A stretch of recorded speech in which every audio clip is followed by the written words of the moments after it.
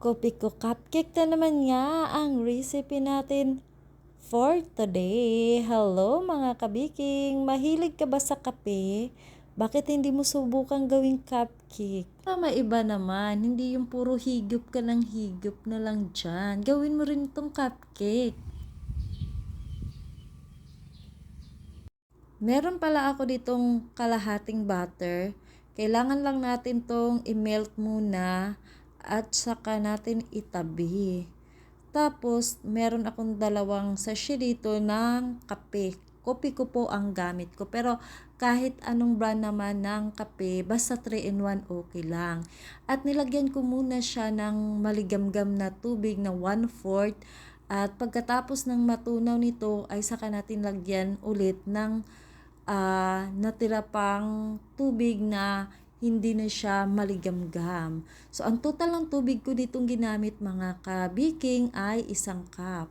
Tapos, dito sa ating mixing bowl, ilagay na natin ang ating butter na na-melt na at saka lagyan na natin ng vegetable oil at saka haluin natin ng mabuti at saka lagyan natin ito ng sugar at saka salt. Tapos, lagyan din natin ito ng vanilla.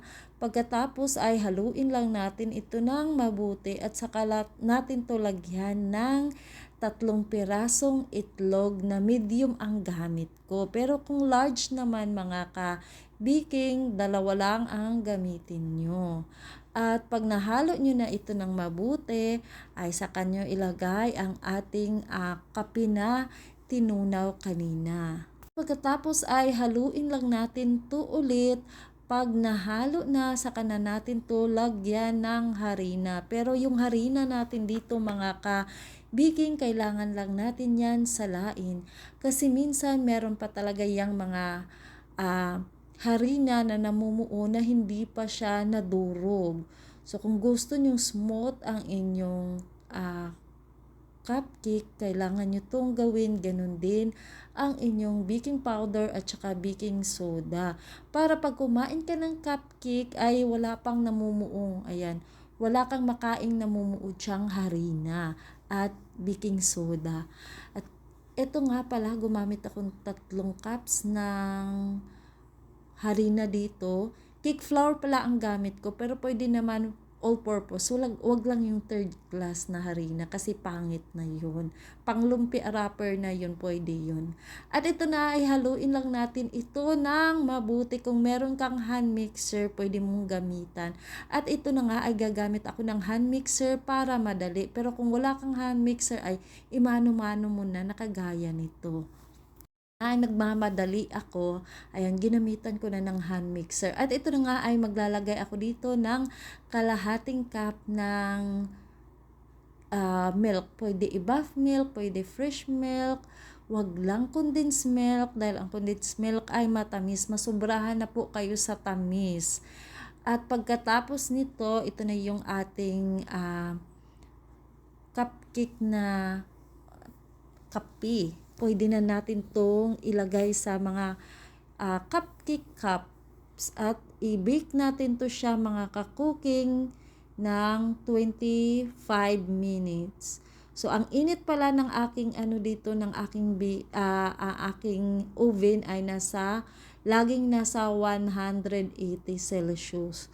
Tapos, yung akin namang minutes, ayan, 25 minutes mga ka-baking. So, nakaset na talaga ang aking oven na sa 180. At ito na ngayon maglalagay po ako ng toppings dito sa pangalawa mga ka-baking. Pero nasa inyo na yan kung lagyan nyo o hindi. Dahil meron pa akong natirang chocolate chips. Ayan, naglagay na din ako.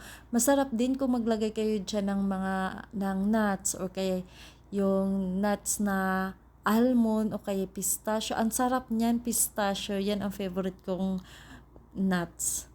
Tapos na nga ay pwede na natin tong ilagay sa oven. So ulitin ko po, nasa 180 Celsius and 25 minutes. At pagkatapos nga, ito na ang ating cupcake na ginawa. Yung cupcake natin na kape. At ito naman ay papakita ko sa inyo mga ka-baking kung gaano siya ka-smooth. Ganyan po yung ating kopi ko na cupcake. Kung mahilig ka sa kape dyan, itry mo na ito mga kabiking, napakadali lang gawin at mag-i-enjoy ka talaga sa lasa.